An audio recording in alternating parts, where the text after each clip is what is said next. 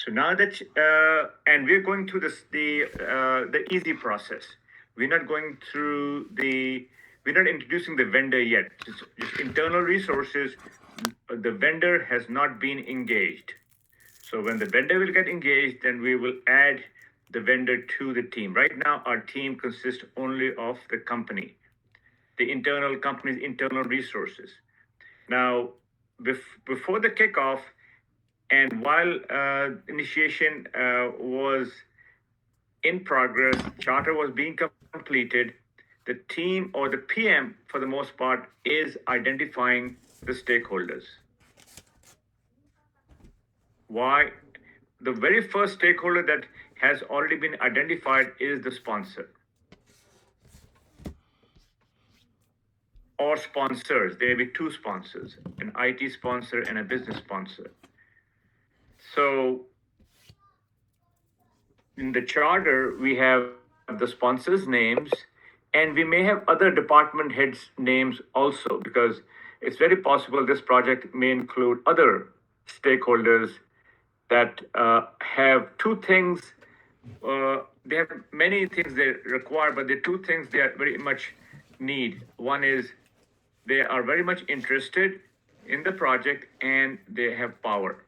So when we talk about stakeholders, we talk in terms of what interest they have and how much power they have, so that we can engage with them and meet their expectations accordingly, according to their power, according to their interest. There is more information about this in the stakeholder chapter that we covered. So I'm going to touch on different players in this process as we walk through from initiation to closing, and I'm going to touch on different players, different deliverables, different actions, different mechanisms by which we are informing and keeping the team engaged and working towards meeting the goals of the project. So keep all those factors in mind as we're learning about leadership, as you're learning about communication. Because if a problem comes to you about communication in the exam and about leadership, you know what's going on, what's happening at various stages of the project. So keep those in the back of your mind as I walk you through the 5 processes, starting with initiation, now moving into planning. So before we get into planning, we have to go through what we call the stage gate. Stage gate. There's a stage gate here. And all that the stage gate does is basically says, yes, you're ready to move into planning, or no, your charter is still incomplete, you cannot move into planning. So the prerequisite dependency for moving into planning is the charter. So charter is your deliverable. Your team has been engaged. We are talking about a predictive situation, not an agile. We're talking about a predictive situation right now. And then we'll move to agile on our second cycle, second go around. But this first go around, we are going through the process as I'm highlighting here for you. All right, so now that we've kicked off, moved into planning, kicked off the project, because we have the team now, we are going to start to communicate. The PM, for the most part, is going to schedule the kickoff meeting with the leads or with the team, and we'll have an agenda to go through. The agenda basically is going to have everything that's in the charter: the goal, the objective, the risk, the constraints, the assumptions, the resources that are needed, the purpose, stakeholders, and the budget. But the focus really would be on two or three things primarily. One would be the who is in the team, who's in the team, and what role they will be playing. And they will be using something called the RACI matrix, RACI matrix, to highlight who is who and what they will be doing in the project. And then the next most important item of discussion would be the how. How are we going to build this application, service, result, product? So the how of the product, how are we going to build it? And so we know who's going to build it, how are we going to build it, and then we can talk about how we're going to collaborate. How are we going to collaborate? All of these have a communication element behind the scenes. The collaboration, obviously, you're going to collaborate by communicating. This is how we're going to meet on a week-to-week basis, based on the how, based on what we are trying to build. So they are going to talk about the how, and the first question that they will talk about when they talk about the how is, we need to know the requirements. So to start off with the how, they will talk about the fact that they don't have the requirements.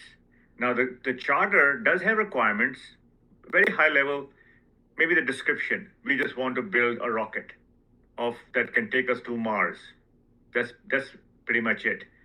Doesn't have additional detail. So they need to know the requirements of what other requirements they need to build this rocket. So, and they know that the requirements are not going to come from the team. Requirements usually come from where? The sponsor. Who? The sponsor. The sponsor is sometimes a person, and for the most part, sometimes is the customer. The seller or the contract? The vendor comes later, and we are going to keep the vendor out for right now. Let's talk about the vendor. We are building the rocket without the vendor, without engaging the vendor. I'm going to go through a cycle where we are not including the vendor. I want to make sure it's clear in your mind, without a vendor, what it looks like, and with the vendor, what it would look like, what would be different. So right now is, I would say, the easy path. We're going through the easy path where the vendor is not involved. So you have a team of internal resources, you did a kickoff, you talked about who's going to do what. Main question was, how are we going to build this rocket, and how are we going to collaborate, and that we need the requirements to build this rocket. Requirements, and somebody said, I think Javier said, our sponsor is one person who can give us requirements. Now, the sponsor may not be that technical. We probably need somebody from the customer who can tell us what color rocket is going to be, how fast it's going to go, and maybe some things this customer may tell us. The detail And the team. we're actually going to build it is going to come from the technical people, but the high level requirements are going to come from the customer, because customer obviously is going to end up using the rocket. Now, rocket may be a bad example here. We could say, let's say iPhone, because the customer obviously is going to end up using the iPhone, and they have to tell the builders what type of iPhone they want. A sponsor may also be part of the customer and may also be giving the requirements. So that's where we are at this stage of the game in the planning phase, where we're trying to gather the requirements. Communication is happening between the team, and we're building the team also. The team is slowly getting to know each other. The PM is setting up the schedules so that they can meet on a regular basis to collect the requirements from the customer, so that the technical team can start to look at the requirements and start thinking about how they're going to build this iPhone. So there's a lot of communication happening between the teams, between the teams and the customer, PM, taking notes, sending out meeting notes, scheduling calls, doing the agenda with the customer, with the team sometimes. So there is formal communication, informal communication happening here. And also the PM is meeting with the sponsor from time to time to get clarification about certain things. The budget is being put together as well.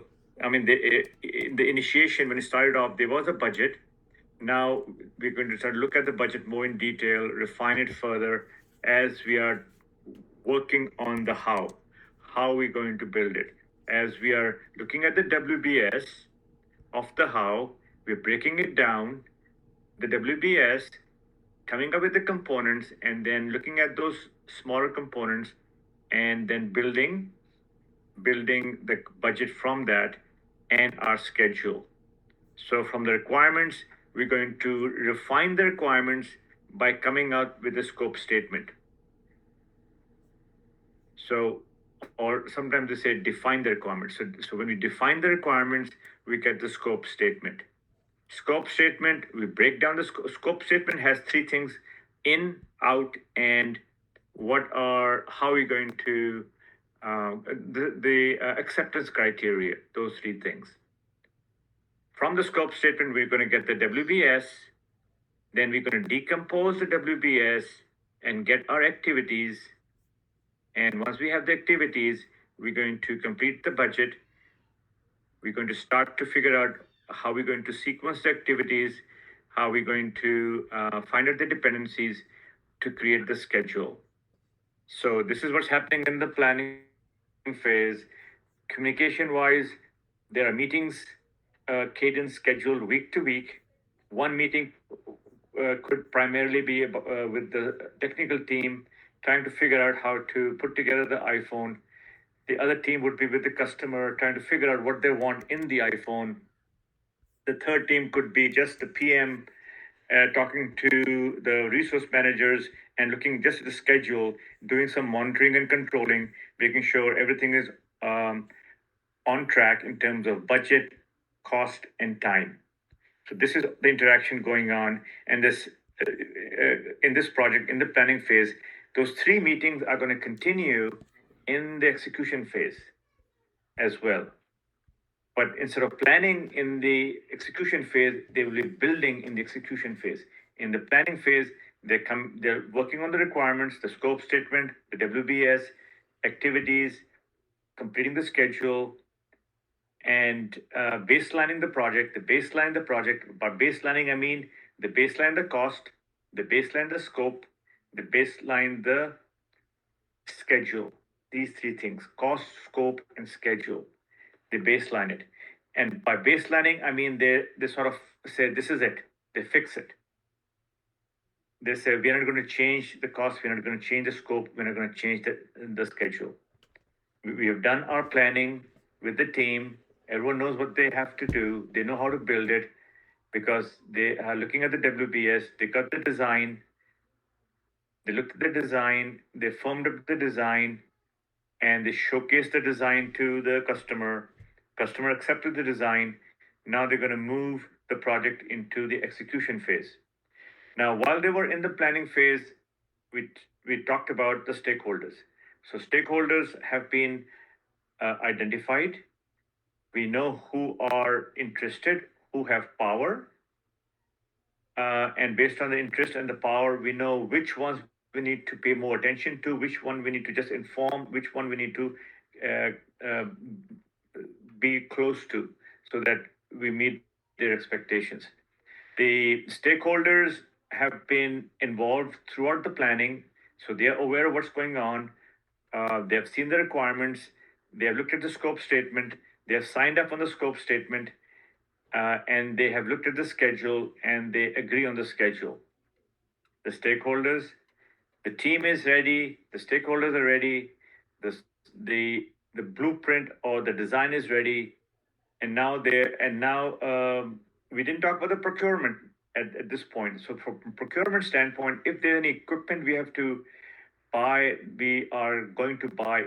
We're going to start to think about the cost of that, and we're going to line up the sources of for whom we're going to buy it, but we're going to buy it in the execution phase. We buy the stuff in execution phase. We don't buy the stuff in the planning phase. Usually, we do all the buying in the execution phase because we buy the stuff and then we build from it. Now, the only buying we've done here is going to be equipment. We are not buying a solution. So we have not done the RFP. We have not engaged with sourcing. We have not gone through the RFP process, the bidders conference, the contractual piece, engagement of the vendors team, because we have not engaged a solution from outside. We said we're going to build this iPhone internally with our own resources, so that we can save some money and come up with a good quality product. Talking about quality, in the planning phase, we are also defining the quality, the metrics, and making sure that we have a quality plan. So in the planning phase, we look at the quality plan, we look at the procurement plan. Procurement plan is really buying equipment, or if you need to acquire some resources or contractors outside, just contractors, not sellers, not solution, just contractors. We could do that. People, only people, not solution, because we said we are not going to be engaging anybody from the outside for the simple. This is a simple path project where everything is internal. So I want you to focus on this and make sure you understand what goes on in planning from a communication leadership standpoint. There will be some negotiation with the resource managers to get the right type of resources. So there's some negotiation going on there. That's the extent of negotiation, because you don't have a contract in this simple project. So the effort here is really going to be around just internal resources and making them productive. Okay, so we talked about quality. We talked about the cost. Once we break down the WBS into subcomponents, we can estimate the cost. We talked about the risk. Okay, we didn't talk about the risk. We're going to do some risk analysis here. As soon as we complete the schedule, we're going to make sure that the schedule is good because we have done the risk analysis. We have looked at the activities in the WBS and made sure that there are no gaps. All the activities are good. We're not making any assumptions. And if we find that we need to come up with some risk response, we have a risk register that we are using to put our risks in. So risk register is what we're going to use to put our risks in. For stakeholder management, we're going to use stakeholder register to put stakeholder stuff in there. Or anything resource-wise, okay, from a resource standpoint, we're just going to make sure that the resources are all, the team has the right skill set, and that we have trained them. If they don't have the right skill set, they're going to get trained. And what else? That's pretty much it. Now that we have this scenario, we are now ready to move the project from planning into execution through the stage gate. So a stage gate. So we went through this process here: quality, cost, risk, schedule, and now we are down here at this stage gate here.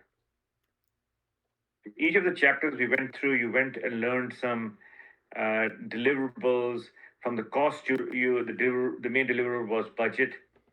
From the risk deliverable, the main risk chapter, the main deliverable was risks. Identify risk. You identify risk, do qualitative, quantitative, then risk response. How are you going to tackle the risk response? In the schedule, you'll have a schedule. The schedule to make sure that you meet the timeline. From the scope, you got requirements, scope statement, and WBS. Procurement, it's since we are not engaging in an outside third party. If we were to, we would have an RFP, we would have a contract. Quality metrics. And we have 7 quality tools. We talked about those when we were in quality. Okay, so far so good.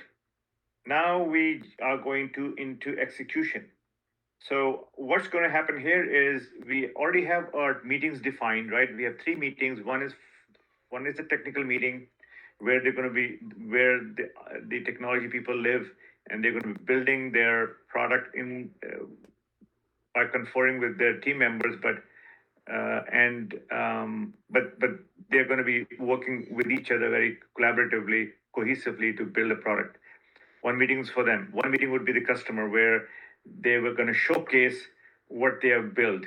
They're going to bring the product, this iPhone, and show it to the customer to see, is it good, any changes, any feedback. So they're going to showcase, or what we call review the product with the customer in that meeting. And once they're done, they're going to validate with the customer. So that happens in the execution phase. So there's a validation going on with the customer before they close the project and go into closing and push the product out into operations. Now, while they are building, they are verifying what they're doing by testing. They are verifying the product components by testing. And once they build it, they're going to validate. Now, while they're building it, the PM is sitting here monitoring, doing the monitoring and control. PM is sitting here, making sure there's no defects, there's no scope changes. If they are, he is queuing them up for approval. He's every time there's a CR change request, he has to go through impact analysis to make sure that there's no impact to cost, schedule, and time. Triple constraint. Whenever we do monitoring control, we're looking at that. Okay, so given this background, let's talk about communication first and then leadership. This will give you a high-level idea of what's going on in the project. It was a review, actually. But any questions before we move on? Yes, please. Can you publish this PowerPoint and the other one as well at the end? Sure. Thank you. Sure. I'll save all of this, and then I'm going to publish it. Okay, thank you so much. Okay, so let's look at the process first.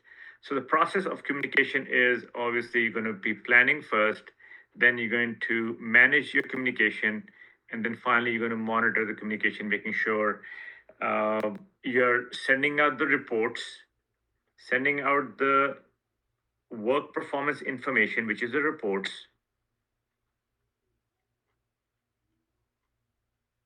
and if there's any change request, if there is CRs, that may come out of this communication or this planning. Change requests usually happen in the execution phase. Change requests does not happen in the planning phase, because in the planning phase, whatever changes are coming out, you are just planning for them. In the execution phase, when a change request comes in to make a change, if it's significant, you have to process it through the integrated change control. We're talking about predictive here. Predictive has an integrated change control, ICC. Integrated change control or just change control, CC. When a CR comes in, change request, it goes through the change control. And the very first thing that the PM does with that, it does an impact analysis. Impact analysis. What is the impact to time? What is the impact to schedule? What is the impact to cost? And if there's no impact, this change will get approved very quickly. If there is a impact to, let's say, the dollar amount, then the sponsor will have to approve it, and then the project manager will have to go through the reforecasting process, reforecasting the budget, reforecasting, ETC, and get a new ETC. You begin with the BAC, which is the the budget. What once you add more dollars, you get an estimate to completion because it no longer is that initial budget. It's an ETC, estimate to complete. Okay. So that's the monitoring part where you're monitoring the activity as the product is being built, right? So communication is happening between the team, between the stakeholders, between the customer, between the end users. The PM is sending out updates on a week-to-week basis. Meeting agendas are happening. Meeting notes are being created. Action items are being created. Issue logs are being updated. Risk log are being updated. Any decisions that are being made between the customer and the team are documented. All of those communication activities are happening primarily in the execution phase. In the planning phase, the communication is around creating the schedule, creating the design, creating the blueprint for the product. Once we move from the project from planning into execution, then most of the communication is regarding, okay, how are we going to build it? Let's build it. Let's do it. So if you look at the planning, charter is always there in the planning. To plan, you need the charter, you need scope, you need the requirements, you need the scope statements, you need the schedule, you need all of these things. Okay, and then you need some. Whenever you see expert judgment, this is the advisor. Some advisor, if you need somebody to advise you. So you're looking at the communication plan because it's about communication. So what are the communication requirements? So you're looking at the communication requirements. The communication requirements for the team is going to be different from the communication requirement of the stakeholders and for the end users. So let's talk about those three communication requirements. The team wants to know where they are. They're going to get a Gantt chart, the schedule. The stakeholder wants to know where they are. They're going to get the milestone report, the milestone report. The end users want to know where they are. They also can get the milestone report. The Gantt chart or the schedule really is for the team. It has all the detailed activities, and the stakeholder does not want to look at that. All right, so communication models, we're going to talk about one communication model, and that's coming up soon, how communication happens, and then meetings. Meeting is an essential component of communication. Everything happens in the meetings or during emails or if somebody picks up the phone. And interpersonal and team skills, it has to do with how the team communicates with the PM and vice versa. Emails are very important in how you communicate information. So make sure the communication in the email is precise, to the point. You can give them more information, don't give them less. If you give them less, they're going to ask you for more later. And so rather than being asked for more information later, you might as well give them all the information that's necessary pertaining to what you're asking from them or updating to them. So just keep that in mind. The communication has to be clear, to the point, and should be sufficient that the other person can understand everything. Tell them the whole story. Don't tell them half the story, or try to give them the context of the story. This way they'll understand the story better. They will be able to respond back to you better. If for example, today I was asking a question to one of the PMO person, and he said, "Give me more data so I can see the complete picture." So you see, that's because I'm asking for something, and in order for him to give me a full response, he needs to see more data.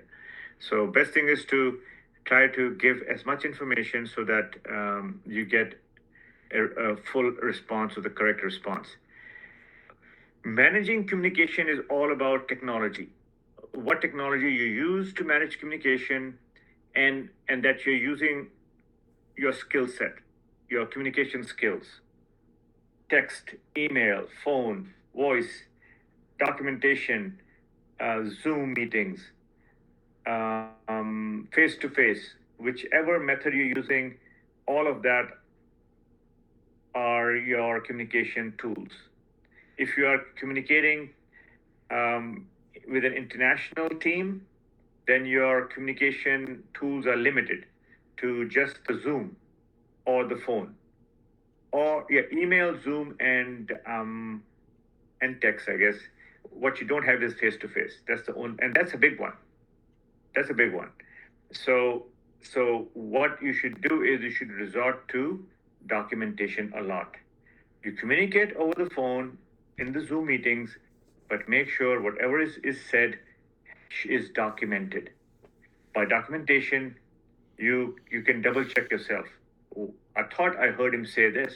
Well, read the communication, read the document, read the notes, meeting notes. And so that's one way, that's the best way actually to make sure that both parties are able to understand each other better. Project reporting. Project reporting is a big item when it comes to communication. Weekly reports, monthly reports. Sometimes you send them weekly reports as a formal template, in a formal template, or you can send the reports via email. It doesn't matter. Or there could be a dashboard. You can create a dashboard where you can have different parameters. Budget on track, there's no variance. And you can show them that you're not behind, you're on track. The CPI, SPI, the CPI, SPI numbers. Greater than 1 means everything is in good shape, right? All right, so we got the tools. This is how you manage communication as it's happening. Monitor is just observing,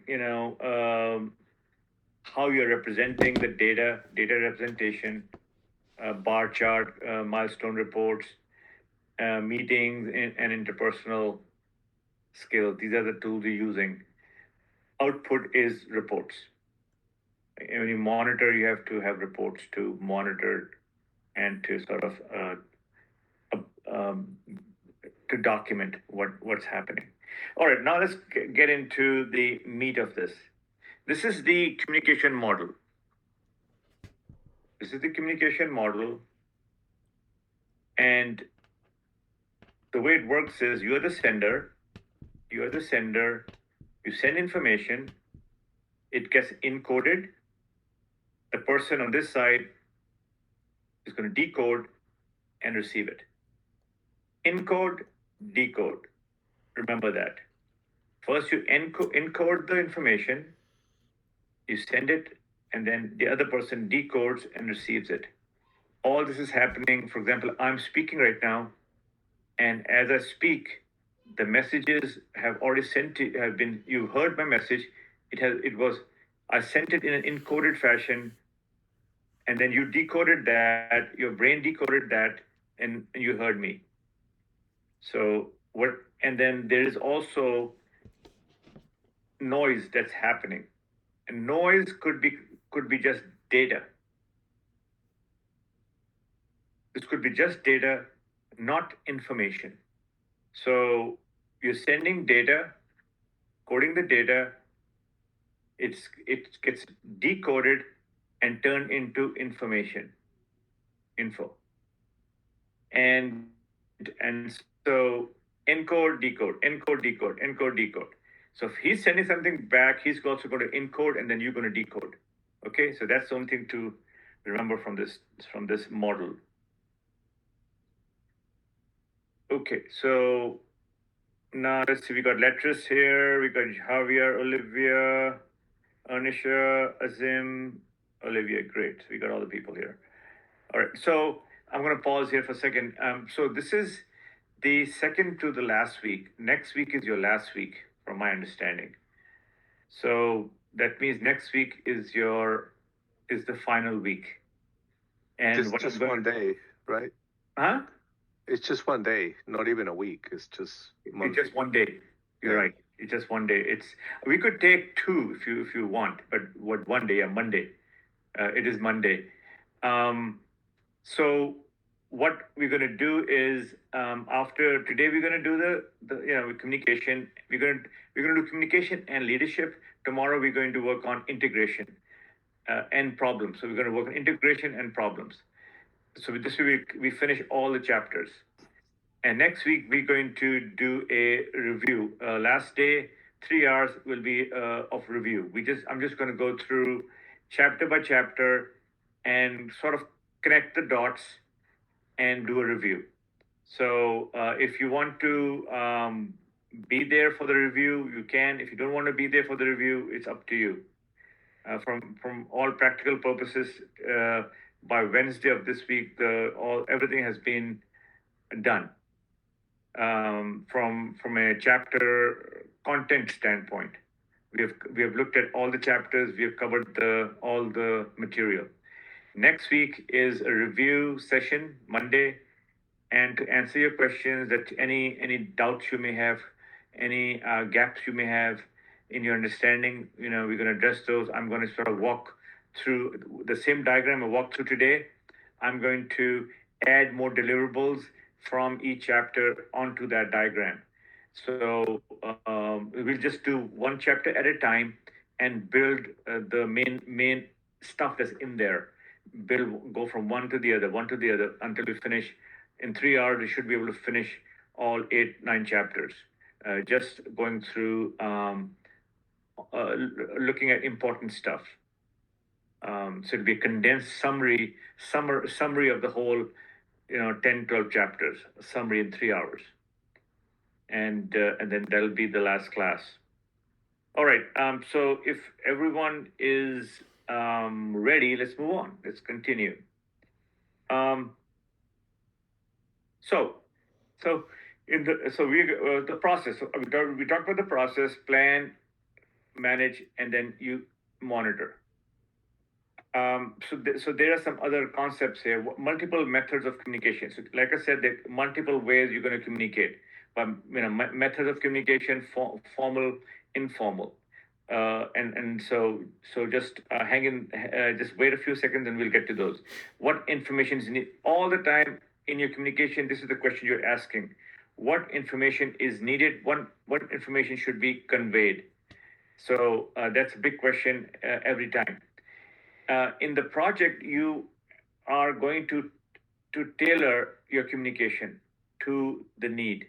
So this word tailor is very important. Tailoring of communication, tailoring of approach, tailoring of what deliverables you need. So tailoring is almost like you go to a tailor and say, I want to buy this shirt, and the tailor is going to tailor your shirt. He's going to basically sew the shirt. He's going to first size it, right, to your body, and that's what tailoring means, right? So in projects, there's so many different additional things that may come up. We don't have to do every single additional thing. We just do what's needed. So if we just need one meeting and not 3 meetings, we'll just do one meeting, even though we can do 3 meetings. Why do 3 meetings when a project is so small? You just need one meeting. So stuff like that. All right, tailoring is important, and it depends on the project size, complexity, life cycle, and approach. So when it comes to life cycle, when the project started, when the project ended, which is the project life cycle they're talking about, project life cycle. Receipt of communication, right? How you receive the communication. You can receive the communication in many ways, and we discussed those earlier. Via email, you can receive through voice, you can receive through documentation, through Zoom, and through text as well.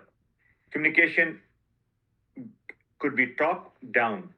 So you could be communicating top, going up the chain to the stakeholders, to the sponsor, or you're communicating down to the team, to the end users, right? So if this was this was where you are standing here, you got the hierarchy above and you got the hierarchy below.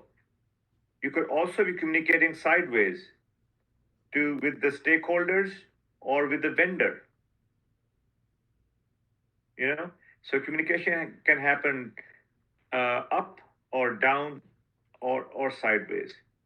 And then we talked about earlier in the project that you have to store your information somewhere in a folder on Teams site, Google site, or any other place.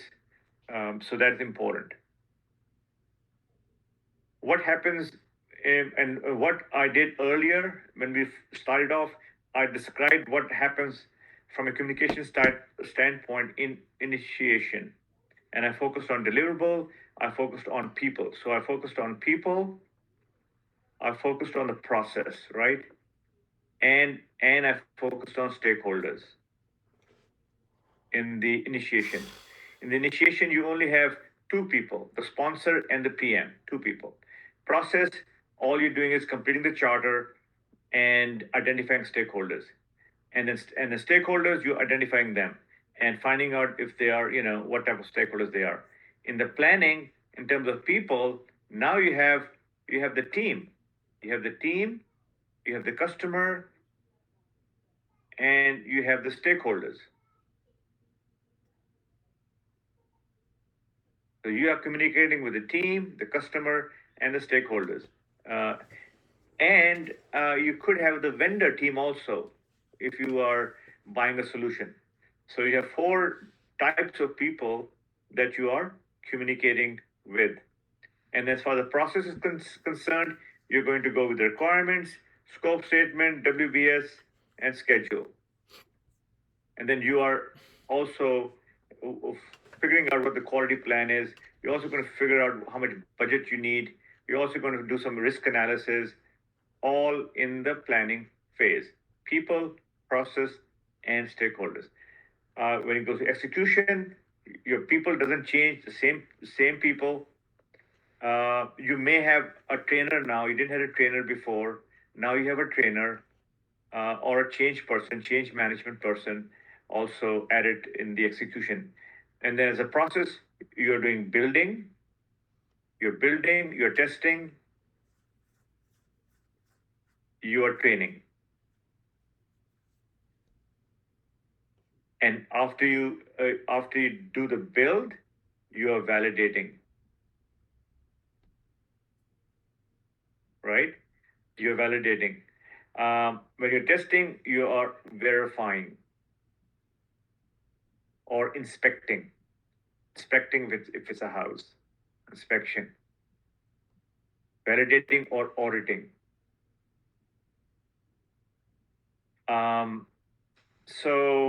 So that's what you're doing in execution: people, process, and stakeholders.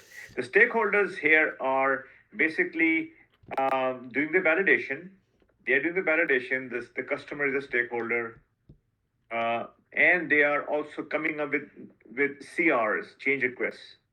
And you, as a project manager, are trying to make sure that you don't get what we call scope creep. Scope creep. You don't want scope creep. You don't want scope creep. Why?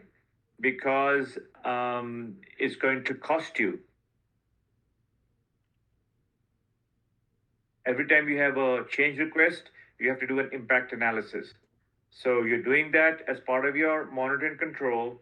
You are the one who is really responsible to keeping track of the resources, making sure they're working. You're keeping track of the reporting to everyone on the status of the project, keeping an eye on the budget, keeping an eye on the scope, keeping an eye on the schedule.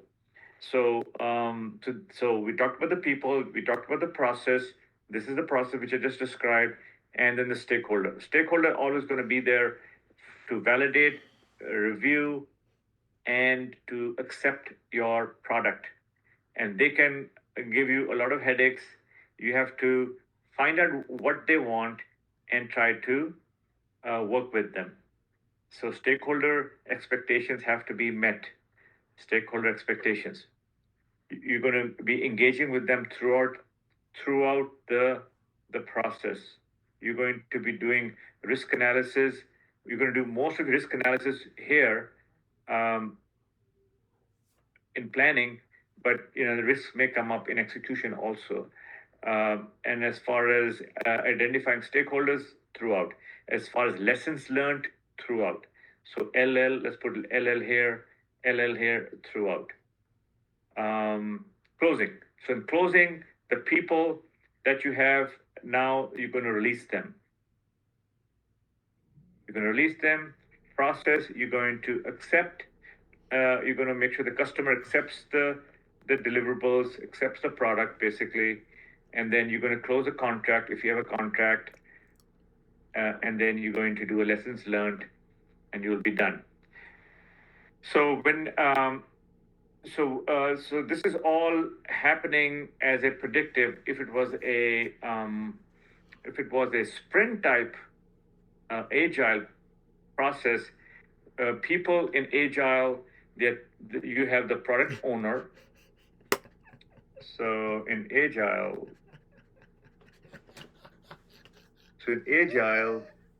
you have the product owner, the people. Process is your agile process, sprint planning, 2 to 4 week sprint, daily stand-ups, and then you're going to do your retrospectives at the end, sprint review for validation, and then a retrospective, which is sort of your lessons learned, retros, and then sprint planning here, the sprint planning meetings. Again, you're going to be doing weekly reports, monthly reports. There will be burn-up charts, burn-down charts. Burn-down charts is sort of how many hours you're burning. Burn-up charts are how much you're producing.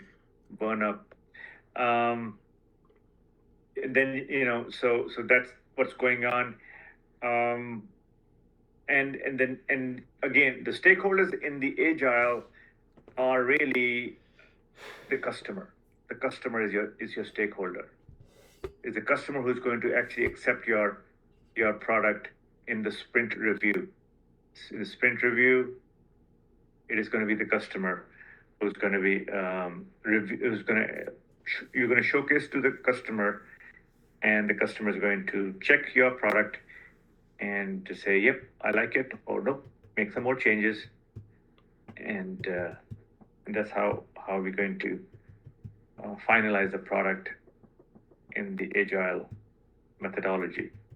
Okay, so topic slide, management process, meeting management. So meeting management is the most important management process, meeting management.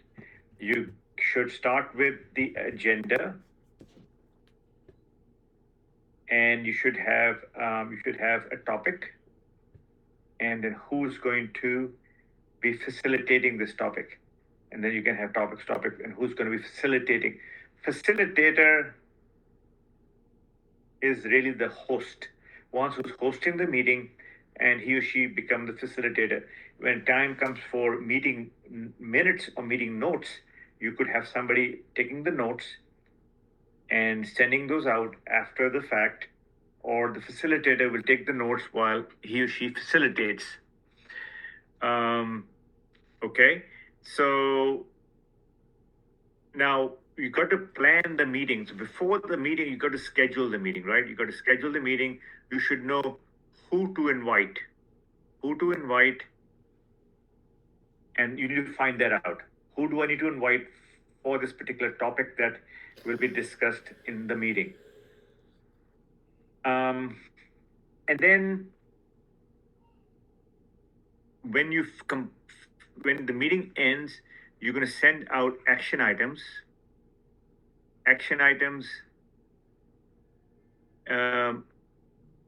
issues, and any decisions that were made, and next steps. Maybe have another meeting, next meeting on October the 5th, right? So that's what you have to do from a meeting standpoint. Meetings are usually scheduled by the PM, but not necessarily. Meetings have to be planned with the team members or with some of the people who are going to be in the meeting.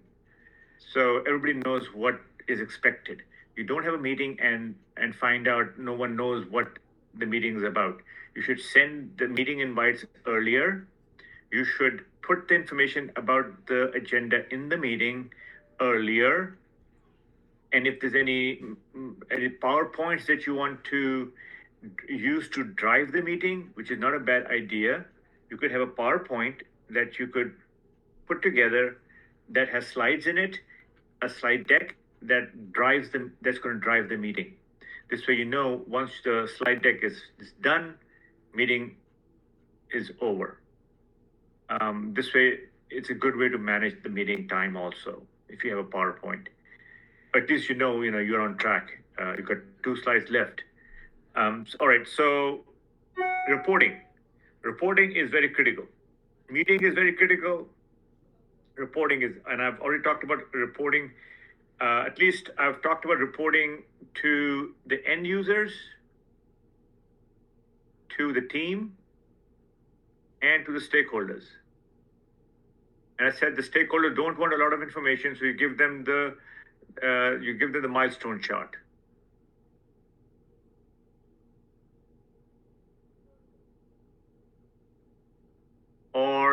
Or the bar chart, same thing.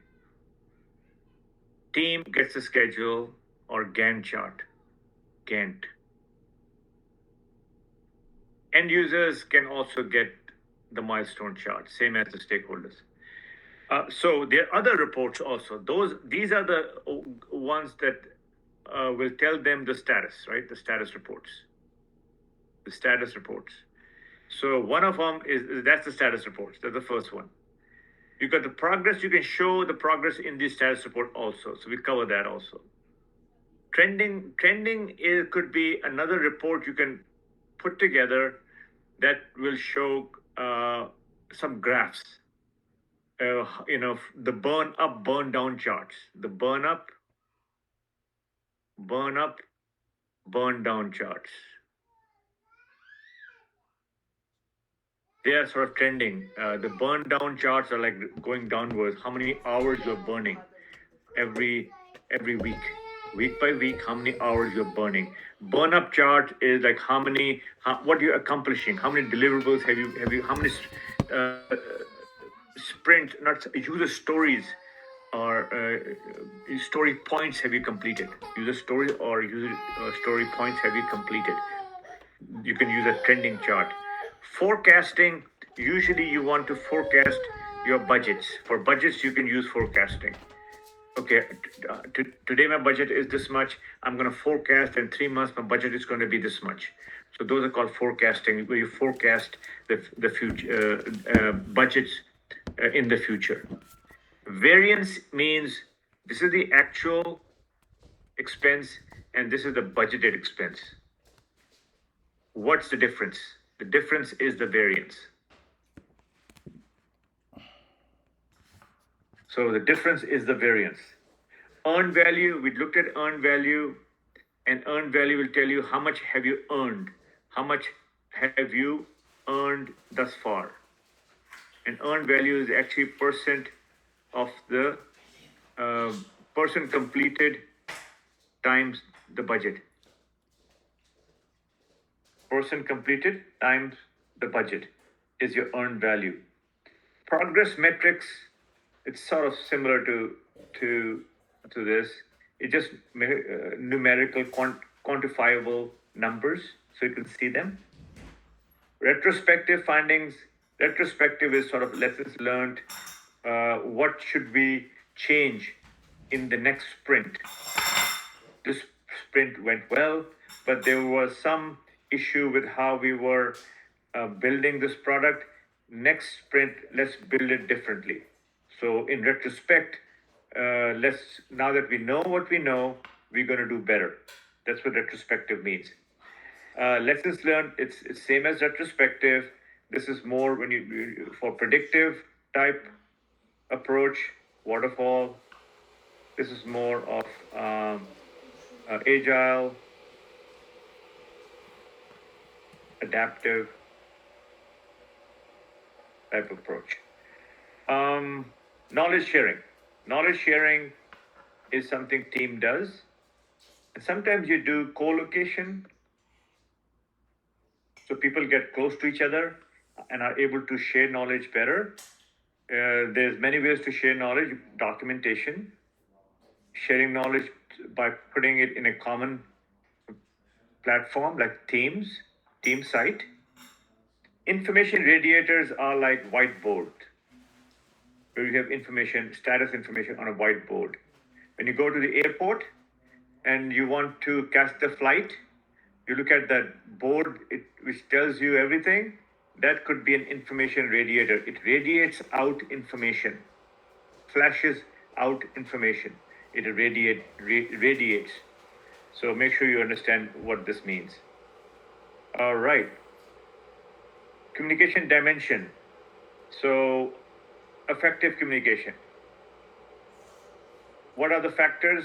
You got to be able to do interpersonal, and your team should be able to communicate well by discussing a topic, by making things clear, by brainstorming, right? Brainstorming, drawing diagrams on the board, affinity diagrams, by workflow diagrams, by experimenting, by working together. So interpersonal and team skills. Active listening, very, very important. Active listening, conflict management is another communication dimension, because people are involved. Conflict doesn't happen on its own.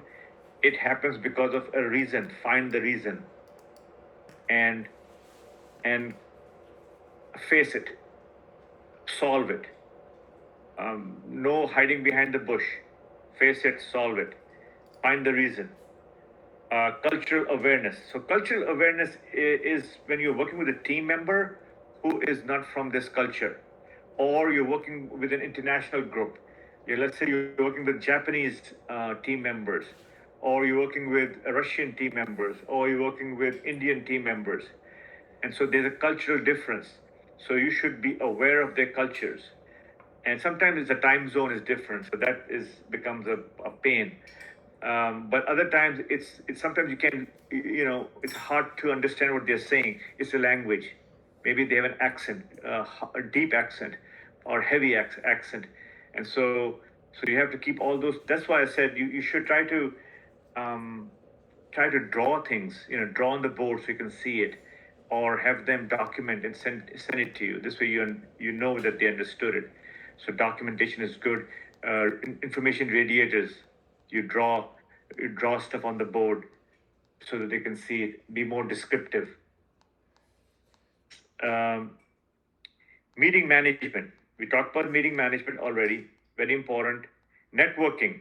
Networking is basically collaboration. That's how I look at it. How you collaborate. If, let's say, you have a team member or teams who are engaged with stakeholders, and if they don't know the stakeholders, it's your job to make sure they connect with the stakeholders. Introduce the stakeholder to them. Have a meeting and say, let's do round robin, introduce each other, and let them know each other, who's who. So you are the one who have to sometimes network people so they connect and work together. Political awareness has to do with culture. Politics has a lot to do with the culture of the company, right? Culture and the procedures, the process, the procedures, the policies, the law of the land, right? Political is policies, procedures, culture, and the law of the land. in a company situation, the law of the land is the policies, the procedures in every company. Sometimes it's not the same in every, in some companies it's very, very much different. So those are things that are will make your communication effective if you are aware, self-aware. Another thing I could add here is emotional intelligence. Emotional intelligence. Who knows what emotional intelligence means? To be emotionally controlling yourself, like don't going too emotional when any stressful situations happen. Okay, so you don't want to be too angry, right? If you get angry, you have to control yourself, right? Because anger is your emotion, and you are emotionally intelligent, so you know you're getting angry. You're trying to control yourself, right? Yeah. And same goes for the other person. If the other person is sensing something happening, they are going to compose themselves and they're going to try to calm down and then come back to it. So emotional intelligence is about controlling or knowing your emotion and how to control them, and similarly knowing what the other person is feeling, what their emotions might be, and then being able to react accordingly, right? So that's all about emotion intelligence, almost like trying to be in their shoes and feeling them, understanding them. If they're trying to ask you a question, and you know for sure that's not exactly what they're asking. They may be asking something different, and so you try to get to ask more questions. So you find out. So emotion intelligence is the intelligence you should carry to manage your own emotions and to understand the other person's emotions. You can only manage your own emotion, and the other person can only manage their emotions, right? So that's what helps if you are able to sense your own emotion and realize, you know what, I should not raise my voice. I should calm down. I should not react. I should calm down. It's just nothing. The person was probably not informed, and so I should calm down and come back to this situation again and not make a fool of myself. Okay, so meeting. What is missing? So we talked about meeting management, and I just talked about meeting in general, right? But there are different types of meeting. Different types of meeting. I would say the two main types are meeting with the team and meeting with the stakeholders.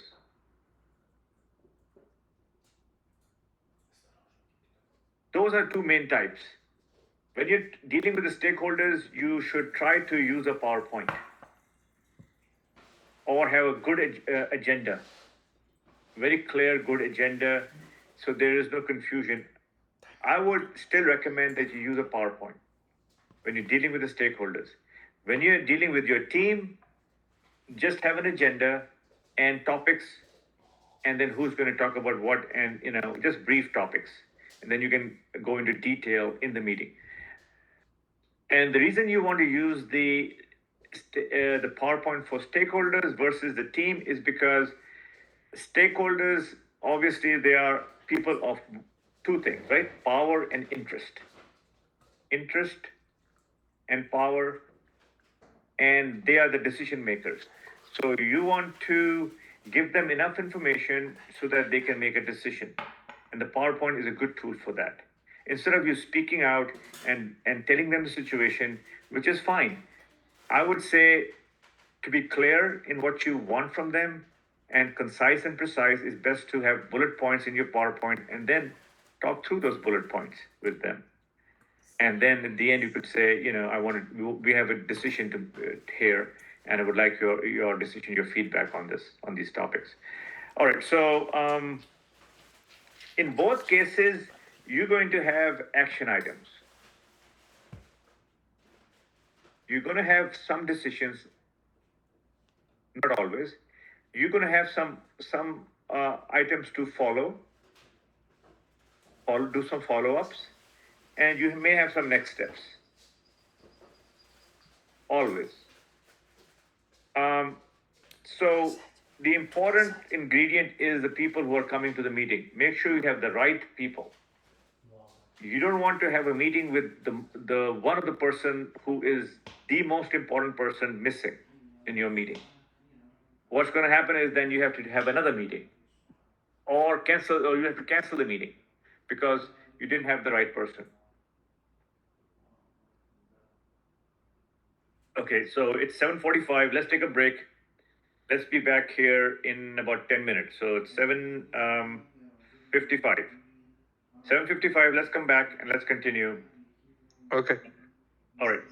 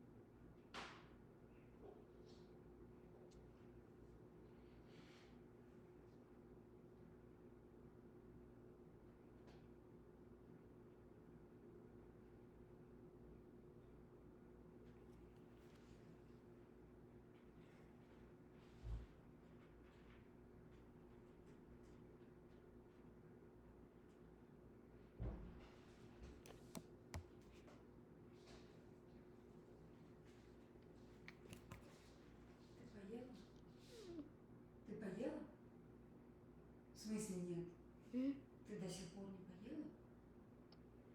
Ты до сих пор не поела? Что это такое? Клубника. Ты ела уже клубнику.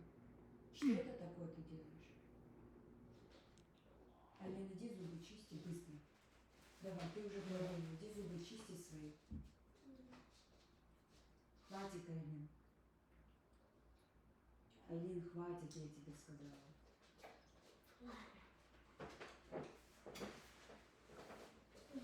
Куда мне положить, что Я тебе сказала, ты поешь, идти зубы чистить, переодевать пижаму. Почему ты до сих пор вот тут?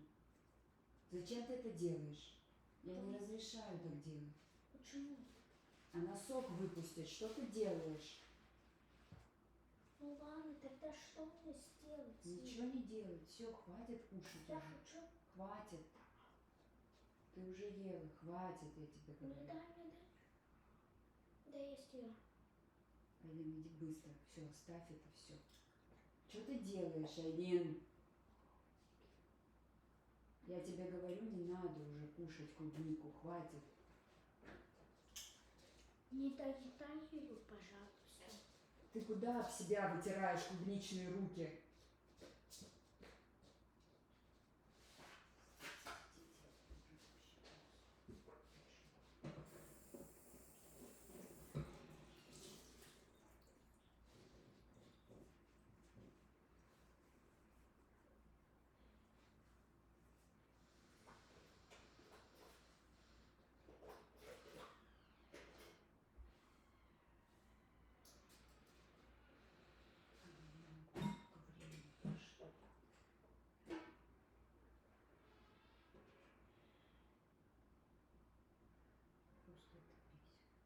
бесит.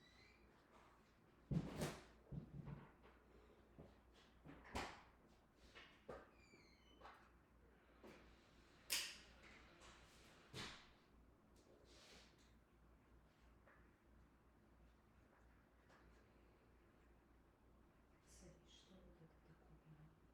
Что это такое?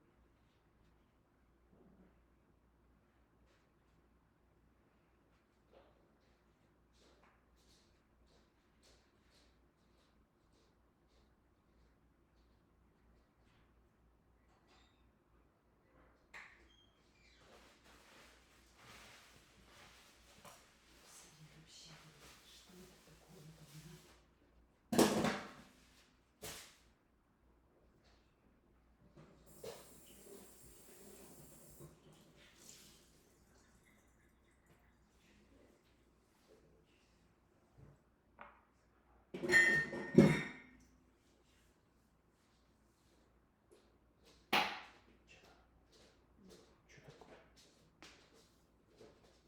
Он взял вот это дно кровати, порвал вот лишка. Какое дно Сейчас кровати? увидел. Там на дне вот это вот. Тише. У меня тут урок. Не шевели вот это. Зачем тебе сейчас Мне надо, вот там клубника валяется. Это она тоже уже. Она тут со своими этими приколами.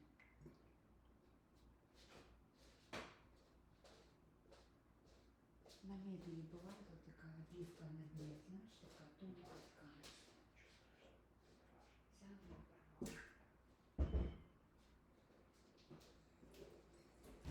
Не так успела.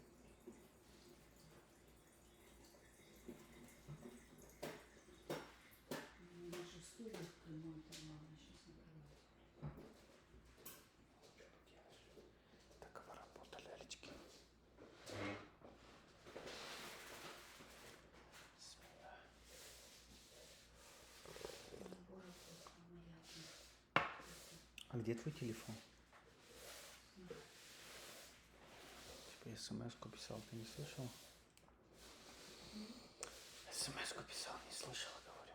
Нет, я что-то не смогла что-то положить, и все.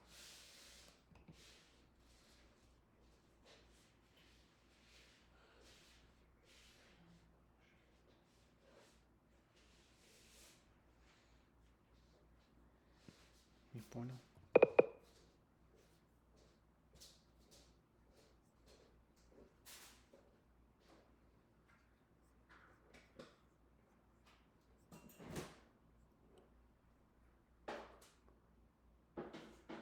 Hello, excuse me, sir. I can't hear you for some reason. Thank you. Because I was going to continue until the end, just like this, Okay. without you guys hearing me, because no one prompted me to say anything. Okay. All right. Thank you, Azim. So let's see. Where was I? I missed one slide back. Just back up one slide. Yeah. So daily meetings, stand up, sprint planning, sprint review, and retrospective. 1 second.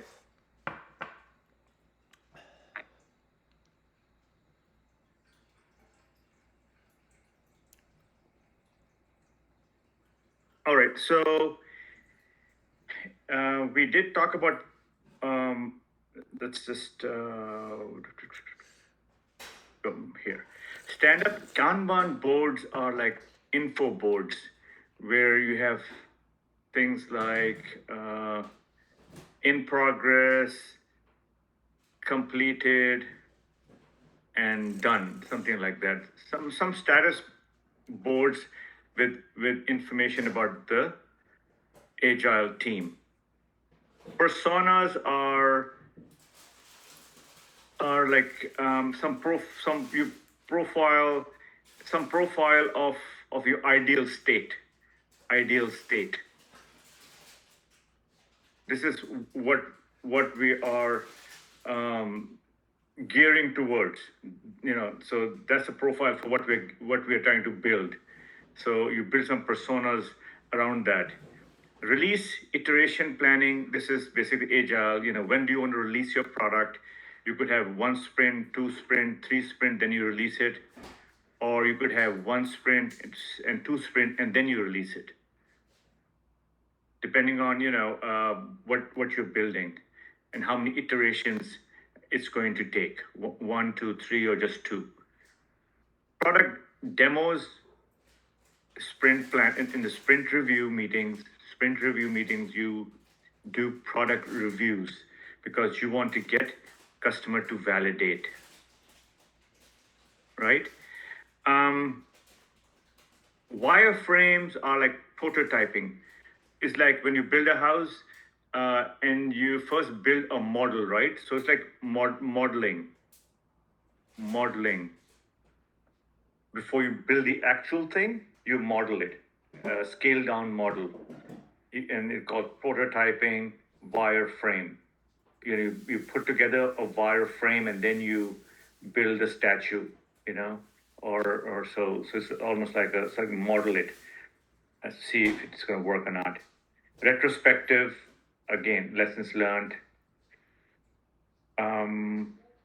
Information radiators, Kanban board is an information radiator, right?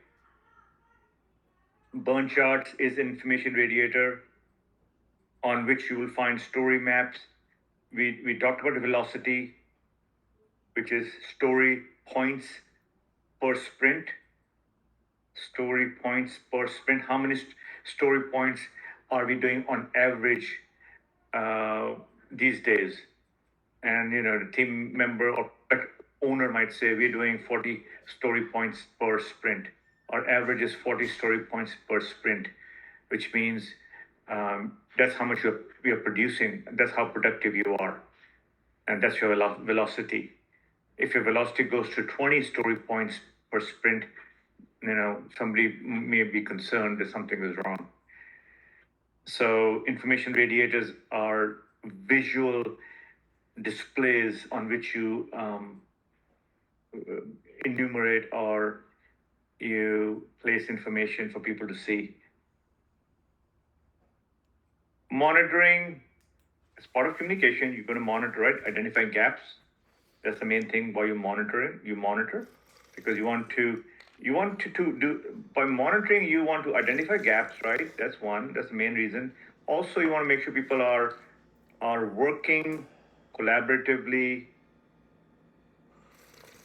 and cohesively, right? Cohesively, productively, effectively, efficiently, right?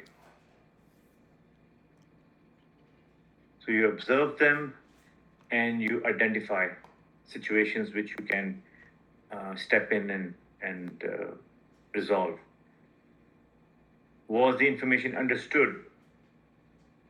That's very important.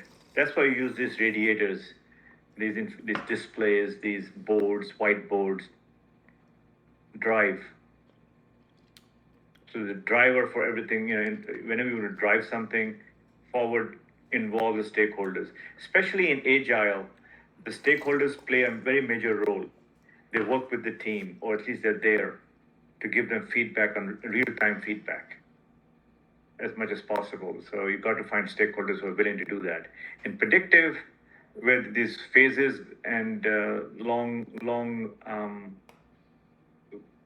projects that are lengthy in size or have longer durations, you will not find that happening. You have to engage them through meetings. So that's why you have a meeting cadence for the other type of projects. All right, so we are down to the nitty gritty here. Effective facilitation. This is a good synopsis of that.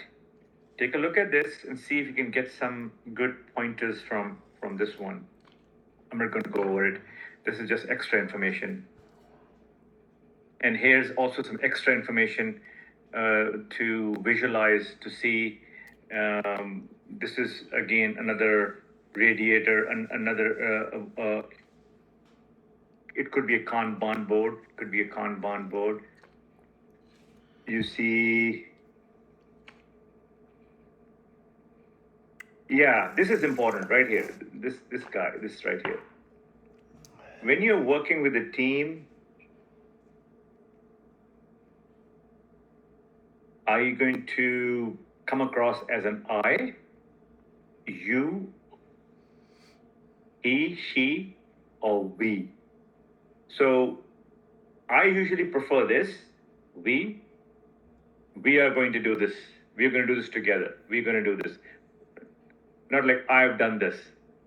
You don't take the credit. You just say we did this. You give everybody some credit so that the team stays cohesive. There is no competition within the team, right? When you say I and you and he and she and you're giving credit to every person, sometimes there is resentment, right? There is resentment. There is a sense of competition. I mean, it's good. Some of these things are good sometimes, but usually bad. What you'd rather be doing is using the we so that the accommodation, the kudos, the awesomeness spreads to everybody. So everybody feels good. Everybody's self-esteem is boosted.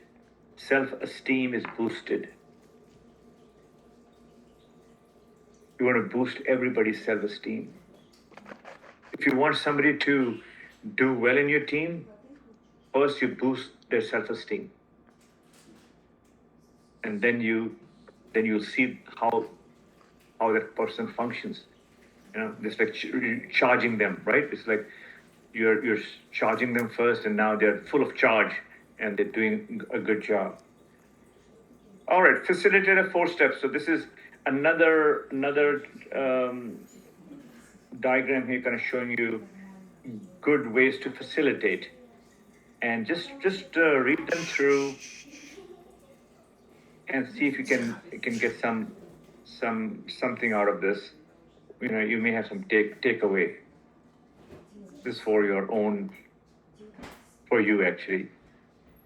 Waterfall, the difference between waterfall and agile. This is also problem, typical mistake, effective response. So this is a good approach to how do you deal with people who are goofing off, for example, or are dominated.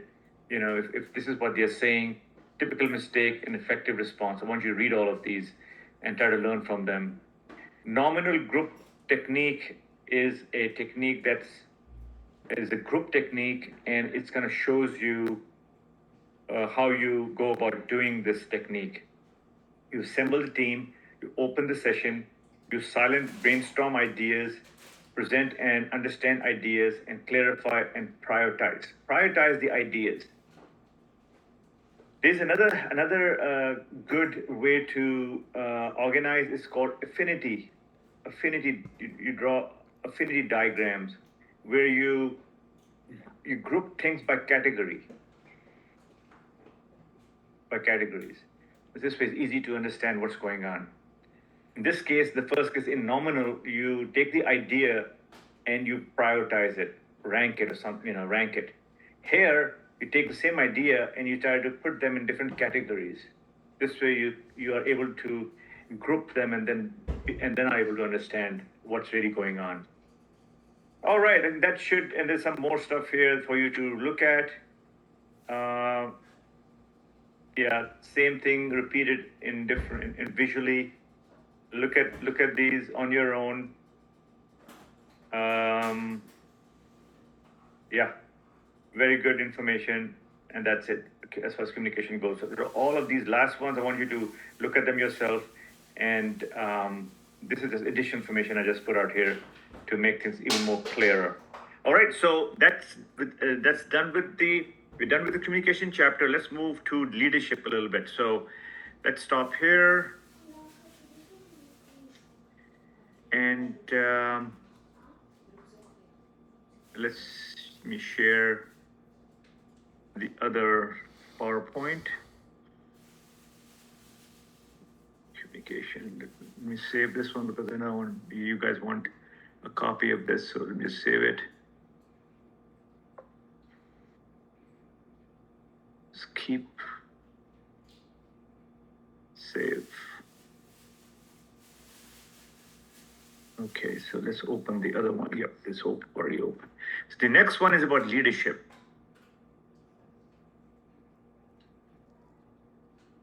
And let's go through this one. There's a chapter in your book exclusively on leadership. I'm not going to go through this anymore, but I would like you to see how much you know, and if you can put deliverables and sort of use it to test yourself. All right, so we're going to start off by talking about the difference between managers and leaders. What is the difference between the two?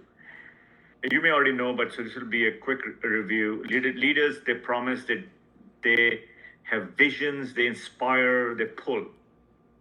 Managers, they push, they motivate, they direct, and they take action. I would probably do direct. Let me just move this up here. So this direction could also imply for the leadership. So that's both are necessary to be successful. So you as a project coordinator or project manager are leading the team, leading the charge, right? If this is the ship, you're leading the ship forward, right? This is where you are, and your team is right here, right? So you're leading them, and then when you are not up here, you're down here, you are actually managing them. So sometimes you have to go up and look at the bigger picture and tell them where we're going to go next, and then you come down and then you manage them. And if you're an agile, you become a servant leader. Servant leader is a leader that supports his or her team for the most part. Works with them, supports them, and make sure the team stays cohesive. They are self-managing. The team in agile is self-managing, meaning they just work together. They manage their own problems. They manage their own issues themselves because they're so close to each other. They work together. They know each other. They're self-managing. On the other hand, when you go to a waterfall type project or a bigger size project, a house, a rocket, or a dam, whatever, teams are all over the place. There are many teams, and they're not self-managing. They're just doing their own thing. But for a project, for an agile project, they have to work in short spurts every 2 weeks or 2 to 4 weeks. So they have to be close knit, working together, working cohesively, and working very focused. So different type of team than the projects where you have to, where they're big efforts, large things to build. So leadership attributes, they're critical thinkers.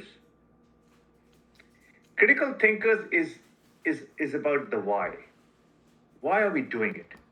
What is the reason? So we should always ask the question about the why all the time.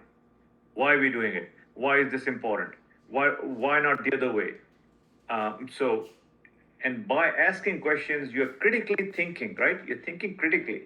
You're not just taking it face value and you just do it and you do it. You should ask, why am I doing it? Can I do it more effectively? Can we improve this process? So that requires a little bit of digging deep also. You have to dig a little deeper to be critical, right? Because once you're critical, that means you're sort of understanding the machinery beneath it, right? All right, emotional intelligence, we talked about that. All about emotions. Servant leadership, we talked about that. Leaders, good leaders, especially on the agile team, are servant leaders. Centralized versus distributed management and leadership. So centralized, in the, like as I said, they're self-managing. The team, they're self-managing. Pretty much centralized, right? They're all there, central to each other. They're not distributed. The management, it's not distributed. It's all central. So I look at it that way. Flow of information. We talk about communication, leadership. So these are the types of communication that we use. The question is, when do we use which of these communication types? Formal, written. If you're doing a contract, we were going to do formal, written, right? When doing a contract, always. Formal, verbal. Something like when you're reviewing the documents, your requirement documents, your scope statement with the stakeholders, right?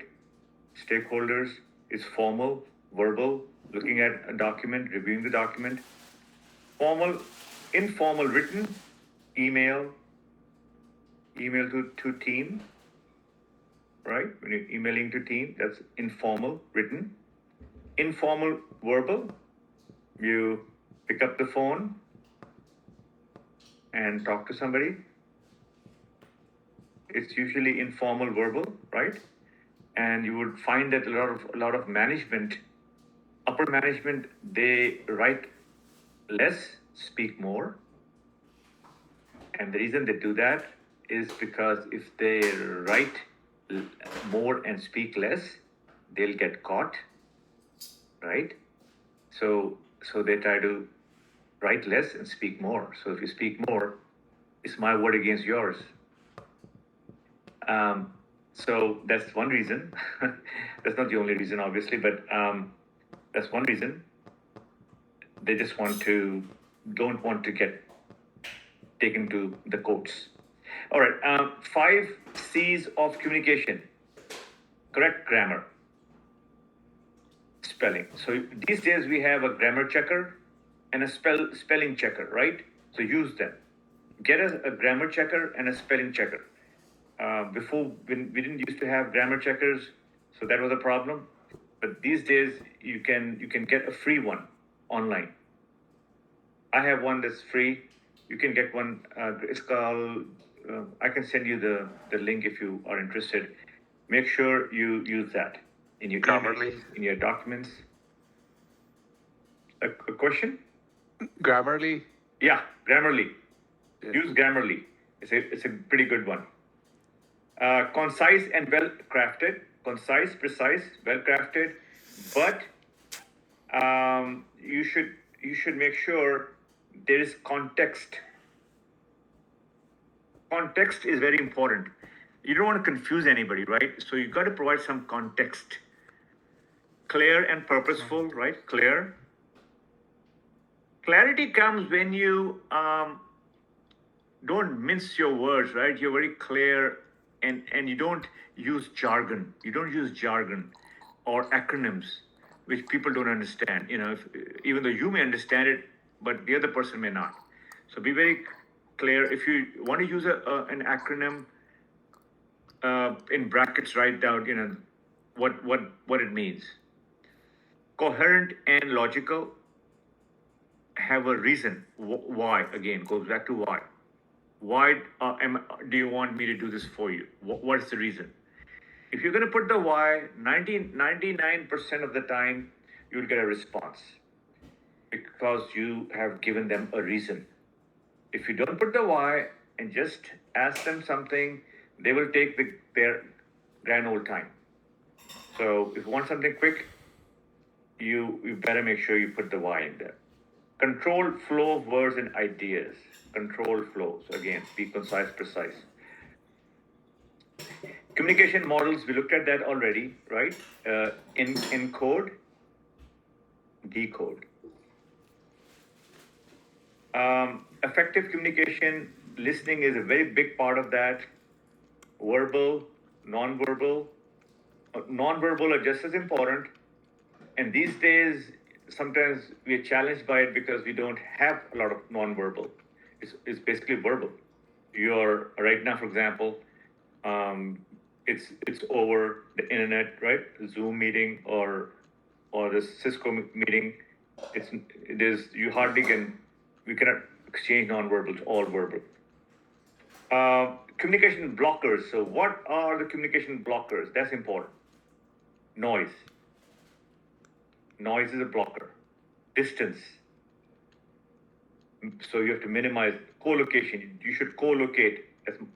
If there is two teams, they want to work together on a project, especially it's an agile project. One way to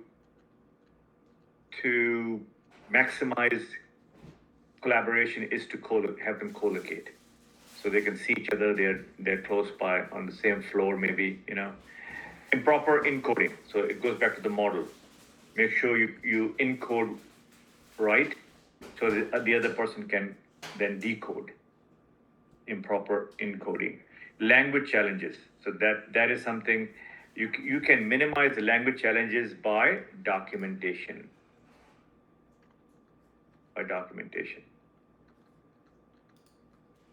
And while you're discussing with the other person, draw it on the board so they can see what you mean. A lot of times people are talking and saying a lot of things, and they both are nodding at each other, and you feel that they're understanding you and you understanding them. But sometimes you just nod because you just can't stop them, or they just doesn't want to stop speaking. And there's no board or anything, so you sometimes will nod and they will assume you know what they're talking about. Best thing is, after it's all done, have them send you the meeting notes. What did we say? What did you say? Just give me the highlights of what you said, the main points. You don't have to go and do meeting minutes, which I never do. I do meeting notes, not minutes. A lot of people do minutes or used to do minutes before, but these days nobody has the time to do minutes. It takes a long time to put the minutes. First of all, remember what was said, So focus on the action items,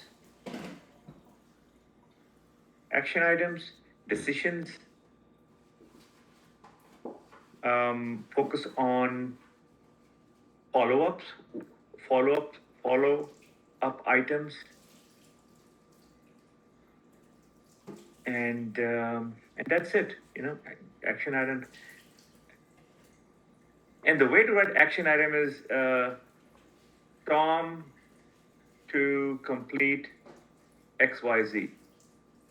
Tom to complete XYZ. Mary to do this. So just do it that way. Skillful use of communication technology. Okay, culture. Okay, language as culture. Culture, we already discussed this, right? Culture. So again, communication, co-location, documentation, use different means. When you're saying something to somebody, say it in two different ways. That is good when, especially when you're teaching. You gotta teach it. When you're teaching, you say, what you want to say in one way, and then you say the same thing in another way. This way, if they didn't get it the first time, they will get it the second time, hopefully. Skillful use of communication technology. Skillful, the word emphasis on skillful. So these concepts are important.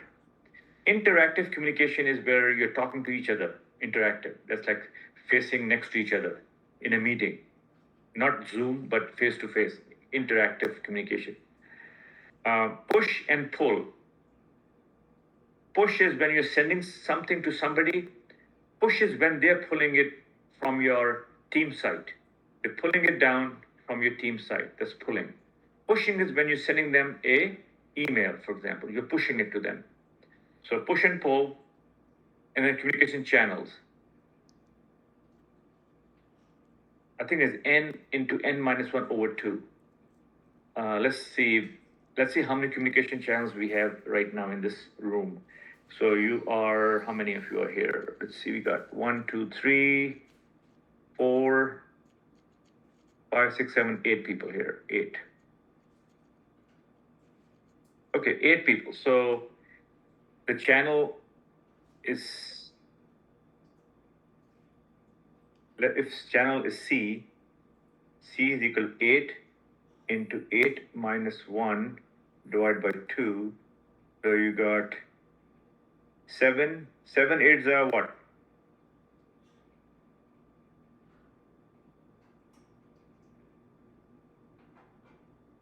So 24 channels. What's the question again? 7/8.875. 7 8s are 48, right? 7, 8. Or 54. Oh, 8 minus 1 is 7 times 8. 56. Oh. So it's 56 divided by 2. Okay, 56. So let's 28. go back here, fix that. 56 divided by 2. 28. 2 to the 4, 28. So you have 28 communication channels between us, between the 8 of us. Okay? Between the 8 of us, there are 28 communication channels, which is a lot. If all of us start to talk to each other, that's the number of communication channels each one of us is going to have to deal with. So if you have 1,000 followers and they all started to converse with you, you can just imagine what's going to happen. So this is one formula that you have to memorize.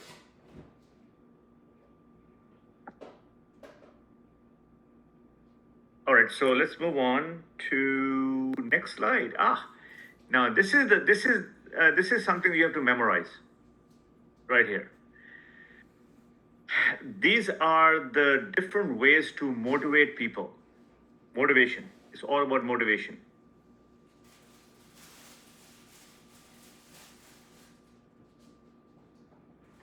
Motivate. So there are many theories. One is the expectancy theory. One is the Maslow hierarchy of needs theory.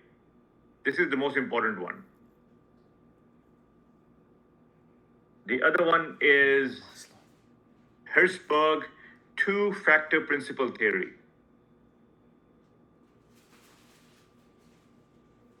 And let's look at this one first, the expectancy theory. Expectancy theory is all about what you are expecting. reward, usually about reward. If you want somebody to be motivated, you better give them a reward. And so that's one theory.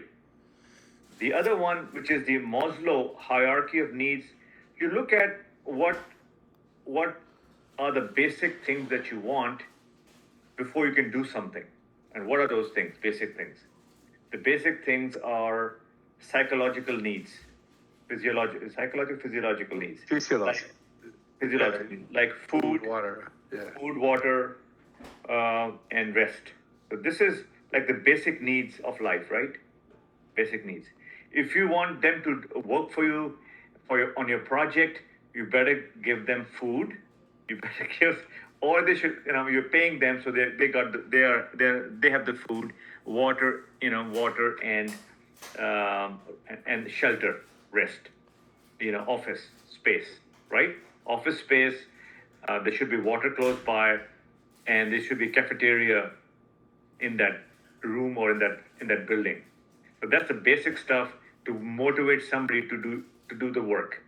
Now, what are the other things they may also want? They want to work in a safe area, right? Safety. Safety is next. What's the next thing after that? They want to have friends. Make sure they have friends. If they're co-located, they have the team members next in the same room, so they are able to collaborate, communicate with each other. So that's why they will be more productive. What else? Raise their self-esteem. Encourage them. Say you've done an awesome job. Kudos for the work you've done. You deserve credit for what you've done. You are boosting their self-esteem. And the last thing is self-actualization. And that's all about achieving one's full potential, including creative activities. Rather, give them room to be creative. So this is Maslow's hierarchy of needs. In the PMP exam, they may ask you what's the basic thing they need, or they may say, is safety the basic need? And you know that safety is not the basic need, it's the second need from the bottom. So you should have this triangle in your head. Commit to your memory. There's a fourth one also, which is right here. Number 4. McGregor theory. What's that? It has, actually there's number 5 also here. Okay, number 4 is a theory X and theory Y. McGregor theory has 2 components, X and Y. X is about micromanagement. Y is about empowering you. I trust you, go do it. X is where I'm going to stand on top of you and make sure you do it.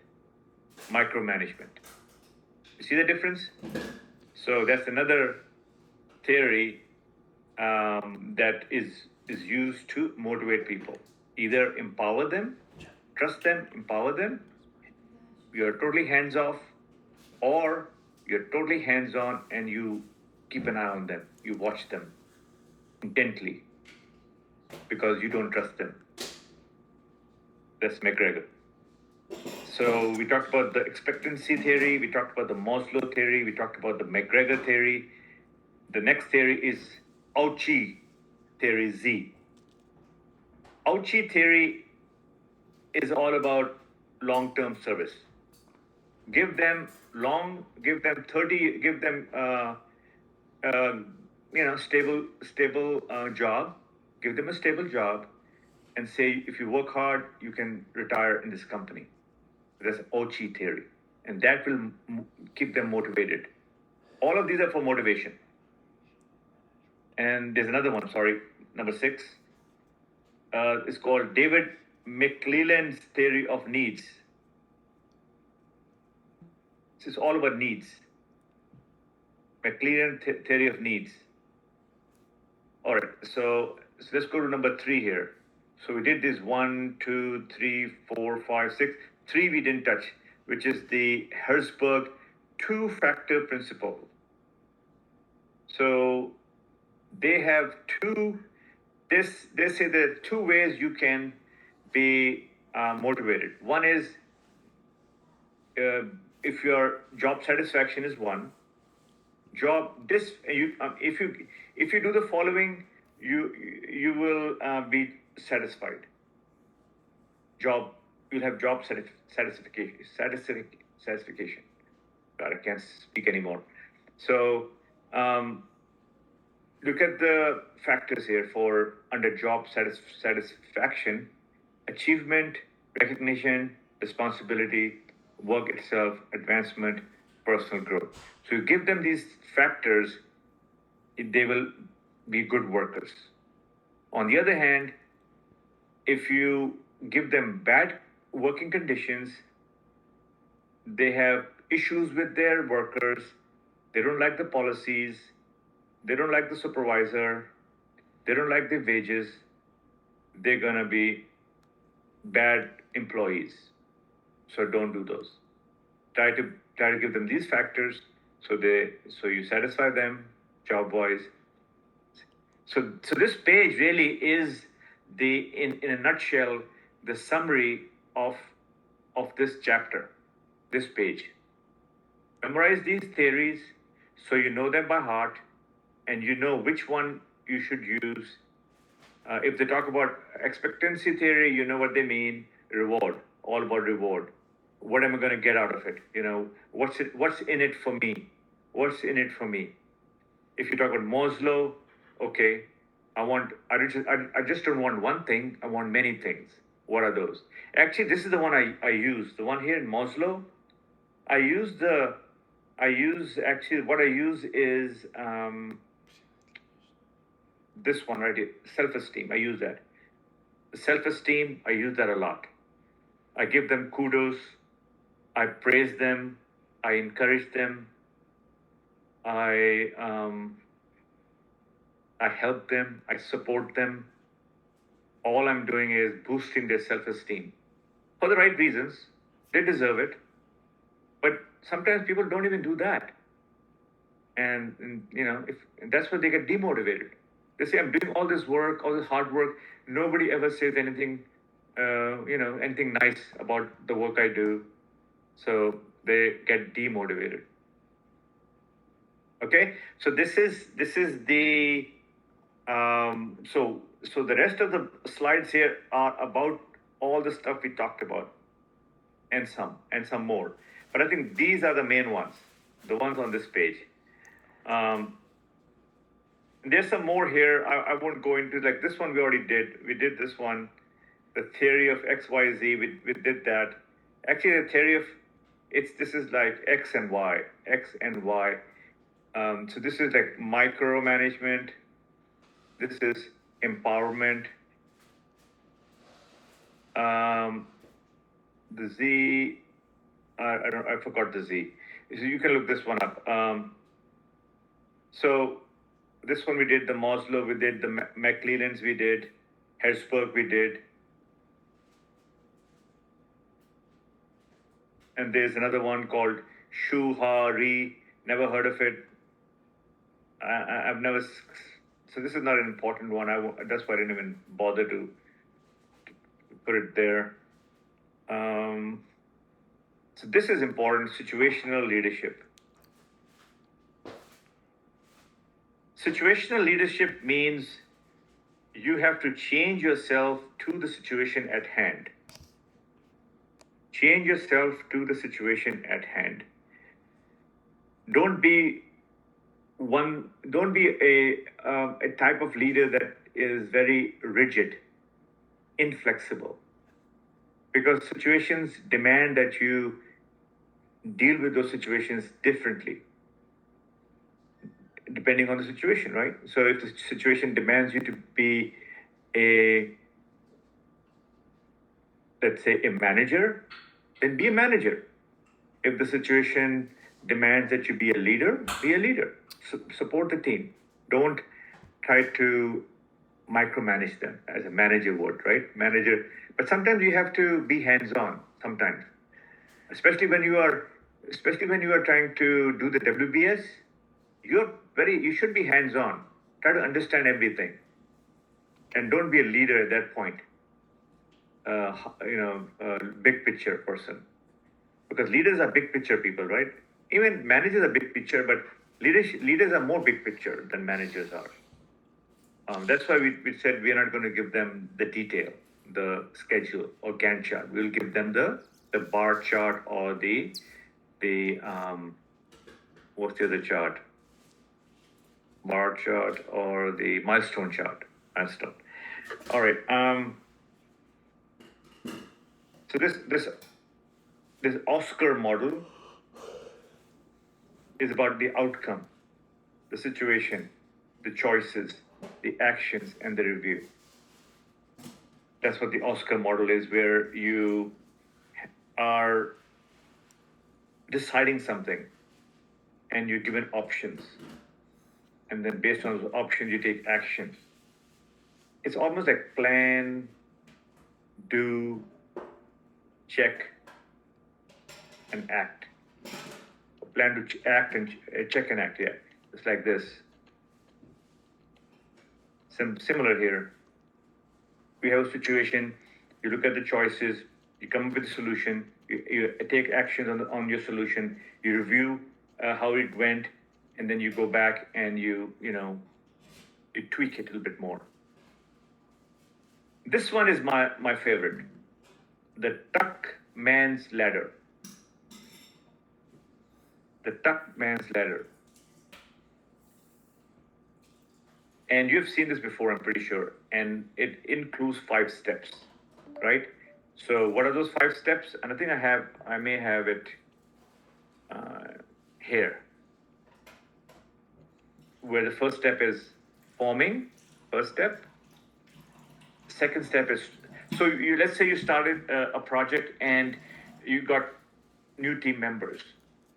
They will go through a phase before they start to become productive. There is going to be some time where they will be going through what they call as forming. You're forming the team. Then you start to talk to each other, have conflicts, don't like each other, opinionated, you're storming. And then after storming, you begin to realize that you have to work together. You start to agree. You start to become emotionally intelligent. You begin to understand the other person. You start to norm. So first you form, then you storm. You're pulling each other's hair, and then you let go of the hair. Then you relax, understand the person, and figure out you shouldn't have done that. And then you start to perform, and then you're done. So this is the Tuckman's ladder. Very important. Memorize.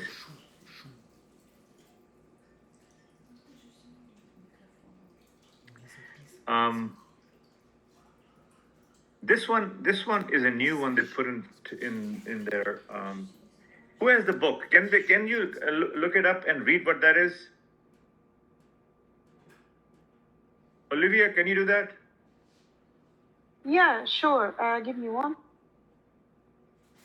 Second. It's a new one they added to the PMBOK 7. So I have one pulled up from our website. Okay, read Yeah, it. so the Directed Civil Team Performance Model is a framework, for understanding team development. The model was developed by Alex Dextrell and David Sibbett. It illustrates team development in 7 stages: orientation, trust building, Hold on. Orientation, trust building, goal clarification, goal clarification, commitment, implementation, high performance, and renewal. I like it. Interesting. So The model The model represents a bouncing ball. The team building starts with freedom of imagination, openness, and aspiration. As the team members start to understand each other, goals, and constraints, the team becomes more realistic and grounded. It's very, very close to the Tuckman's letter. Yeah, same kind of idea. Yeah, same kind of idea. Yeah. So when Drexler Sibbett is maybe using different words, but it's basically saying the same thing as the Tuckman's ladder. Because, this is the human reality. You can describe it in many different ways, but the human reality never changes. When you meet somebody for the first time, you hesitate to engage, right? But once you're introduced, you get to start to talk about the other person, and the other person start to get to know you. Then slowly, from forming to storming, you begin to norm, and then you become productive, which means you start to be able to work together. All right, good, very good. Thank you, Javier. All right, Sure. Moving on. Other leadership concepts. So trust. Trust is the most important concept that you guys need to be able to build with your team. And the clue is in you. You have to be trustworthy, meaning you have to be transparent, right? You say what you mean and you do what you say, okay? You are not wishy-washy, you are very straight to the point, and you are not going to hide things. You're going to say as they are to all of them. Treat people fairly. Treat people the same, fairly. Be transparent, be clear, and keep them updated. Support them. When you support them, they will trust you. That's another way to build trust, by supporting them. If they need help, you're there. You're looking after them. You're using emotional intelligence, and they see that, and that is going to also help you build trust. All right. Now, so like I said, it's all about you. Trust will come from you. They look at you, how you are, and then they're going to say, hey, this guy is straightforward, is very honest, is truthful, and is telling it like it is, and he wants our opinion. He doesn't want to dominate us. He doesn't want to rule us. He wants to work with us. And he's very supportive. And he gives us the credit we deserve. He doesn't take the credit onto himself. He rather gives it to us.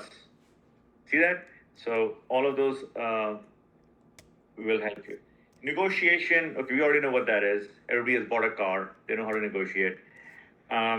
Always know the other person. Negotiation, you're going to be successful in negotiating if you know what the other person wants. You know what you want, right? But you got to know what the other person wants, so you can either, knowing what they want and knowing what you want, you can build a bridge between the two. Building the bridge. That is the key. Building the bridge. And the only way you can build this bridge is if you know the other person, or if you know what they want. Really want. Not just what they want, but what they really want. Sometimes you have to do some research about the company they're coming from, what the company wants, and what the person wants, and so forth. Influencing. You, in project management world, you influence by your knowledge, by your process, your project process. That's how you influence. But that's one way. The other ways too, but that's one way. Training. As a leader, you got to keep up with the training of leadership. Coaching is where you coach people one topic at a time. Difference between coaching and what's the other thing? Mentoring. The mentoring is where you work with the person for many months, years even. You mentor them. Coaching is you say, okay, I see a weakness in you, and I'm going to work on that weakness. and it may be a couple of days, and you'll be done. you'll be fixed. So it's just so you're coaching the person on what the other person wants you to coach on. So the coach is going to ask you, what is it that you want me to coach you on? And the other person may describe a situation and say, this is what I do, and I don't like to do that, and I would like to change my approach, my habit, whatever the case may be. And then you focus on that, and you coach him on becoming a better person, or having different values, or whatever the case may be. Recognition and rewards. We talked about all of those theories. Keep those theories in mind when it comes to recognition and rewards. So there's one theory that talks about the reward, right? This one right here, the expectancy theory. So if somebody is always expecting a reward and they do it for a reward, then you know what type of person that is.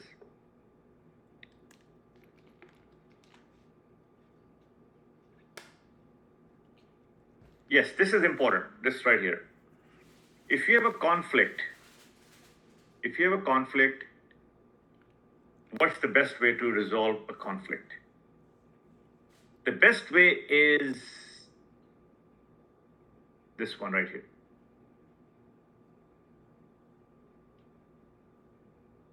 Collaborating, where you're problem solving. Direct approach.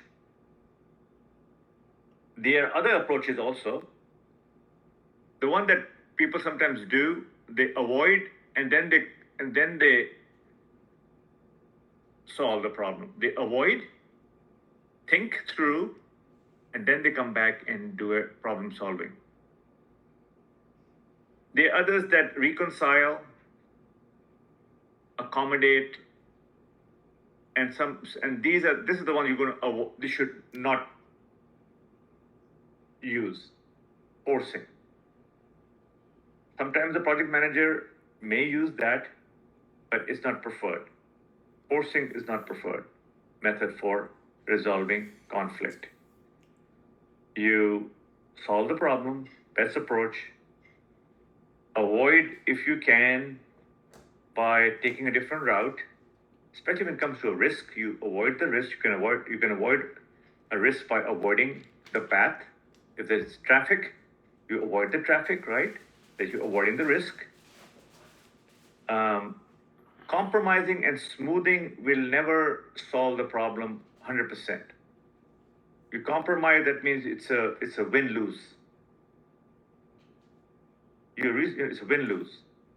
Accommodating, again, it's not what you want. So we went through these, how to motivate people. I think we are down to the wire here and questions. Okay, so on Wednesday we will be working on problems on about these two chapters, communication and leadership, and we're going to be talking about integration. Integration is about what the PM does in the execution phase, specifically in the execution phase when it comes down to change request. That's one major component of integration. But it'll also tell you, from the beginning to the end, how everything gets put together. So we're going to look at that also, but focus more on the change management, and change. And so there's a chapter actually in this book. We're going to go through that chapter during the class. It won't take that long, but after we've done that, we're going to do problems, and then we'll be done with PMP exam prep, at least from the learning part of it. The rest is all practice. You got to do questions. And then on next Monday is review. So those who wants to get a review, come to the class. And we'll do a review of each chapter in 3 hours. Full review. So I'm going to touch on important stuff. from an exam standpoint. What are the important stuff, and how we sort of and that the diagram we have. Remember the a red diagram where there's arrows and you go from initiation to closing. We'll use that. We'll use just whiteboard and just quiz each other, see if you remember things from each chapter. And you open each chapter, look at those main items on the first page of every chapter, and I'll see which ones are important stuff there, and we'll bring it into the picture, into the whiteboard. Try to plug it in there, and by the time we're done, we should have a page full of all the jargon. All right, thank you very much. Enjoy the rest of the evening. Bye. Thank you. Bye, everyone. Thank you. Thank you, Professor. Thank you. Thank you.